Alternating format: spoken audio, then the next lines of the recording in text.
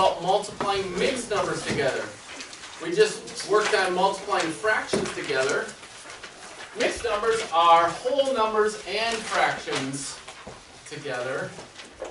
And when we're multiplying, if we're going to multiply these, there are two ways to do it. I'm going to show you two different ways to do this, okay?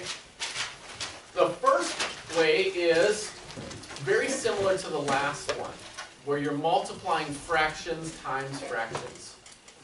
Well, if we have to have fractions times fractions, we would have to convert the mixed number to a fraction first. Okay?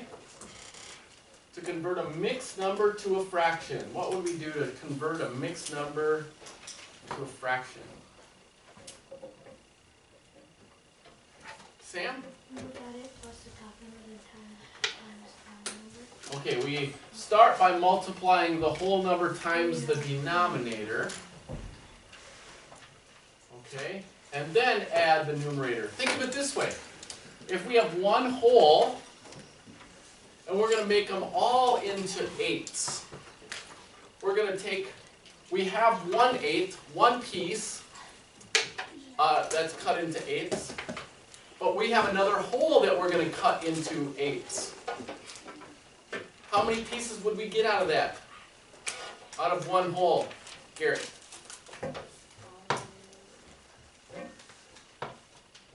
If we had one whole and we cut it into 8 pieces, how many pieces do we have? 8, right.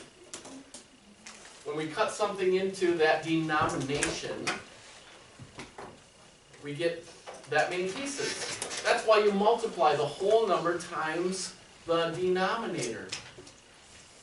And then add the extra pieces that we had as part of the fraction.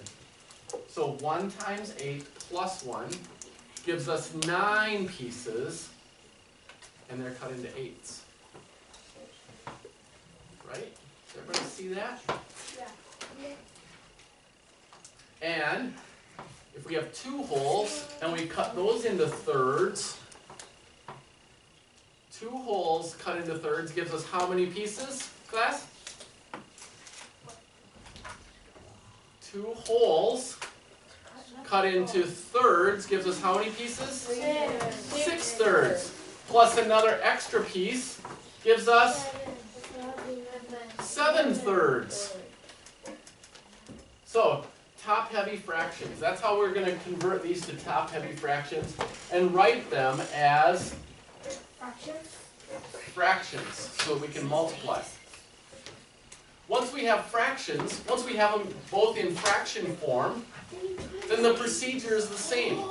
We look for common factors. 9 and 3 have a common factor. So factor out the 3's. 3 divided by 3 is 1. 9 divided by 3 is 3. And then multiply. 21 eighths. Then we can convert that to a mixed number again. 21 eighths. 8 goes into 21 2 times. That would give us 16. So do 21 minus 16 to get the remainder.